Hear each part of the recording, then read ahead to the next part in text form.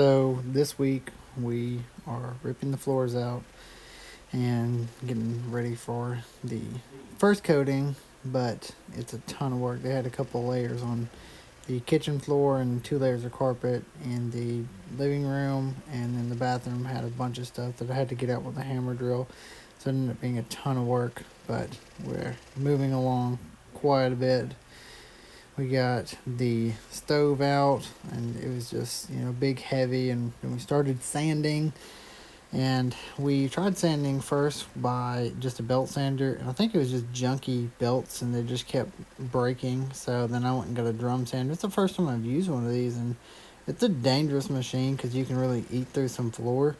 But I just used 60 grit on it, and we got a ton done. Like, it went really fast. And if you're ever sanding floor, this is definitely the machine to get. It does an awesome job. You just got to be a little cautious on what you're sanding because you'll definitely eat through the floor. But it was an awesome machine, and only cost me like $70 for the day. So definitely get one of those whenever you have a chance.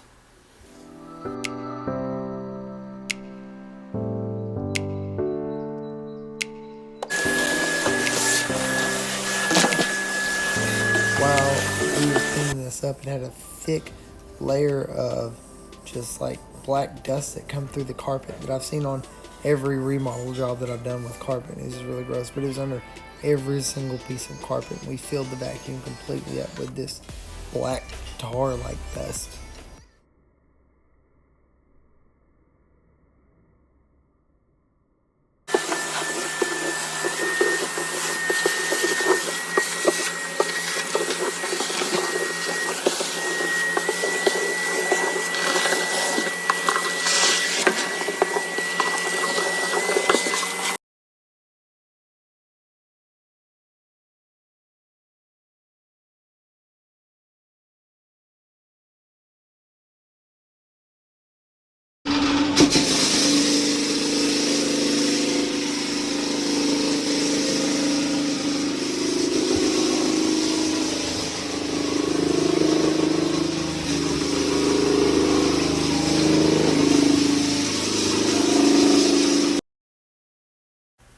This is a one-step polyurethane with a amber tone that I like to use. I've used it on a couple clients' homes, and it's really good on stuff that's like rustic, that has a little bit of damage and stuff to it, and it's basically idiot proof. If you can put it on and basically pull it around and mop it to where it's not piling up, then it's going to be amazing. It's going to look absolutely beautiful, and that's exactly what this did.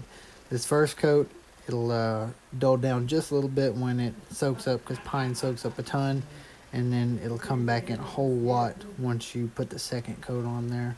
But that's where we stopped at for that one night. Good morning.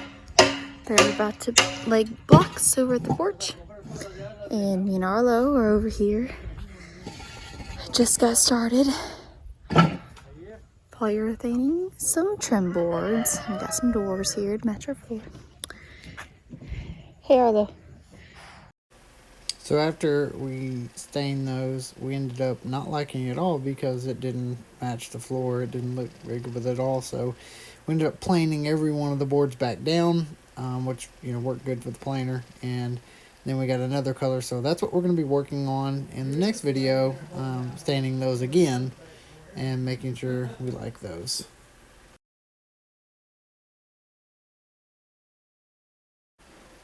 So, yep, that's Gene, and that's my tractor down there. And out of the 130 acres that we have, I told Gene to bury the trench, which is right behind the skid steer. And, well, somehow or another, he's driving down the road and drives off a ravine and flips the tractor. And luckily, it had a roll bar on it. Otherwise, it probably would have ended up a whole lot worse. So we're definitely glad for that. But, however, I still have not started my tractor. I just pulled it to the side because I do not have time to mess with it right now, and hopefully it's not torn up. I don't think that there's much damages, but it was very difficult